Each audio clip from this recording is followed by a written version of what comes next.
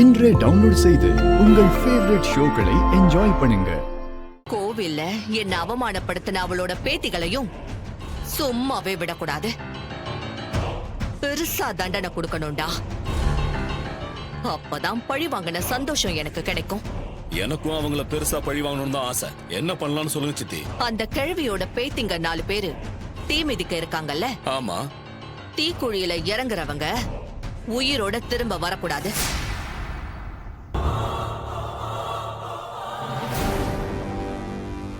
என்ன சித்தி சொல்றீங்க? தீக்குழியிலேயே அவளுங்க பஸ்பமாகி போகணும்டா. அவளுங்க சாம்பல் கூட யாருக்கும் கிடைக்க கூடாது. என்ன காளிமா சொல்ற?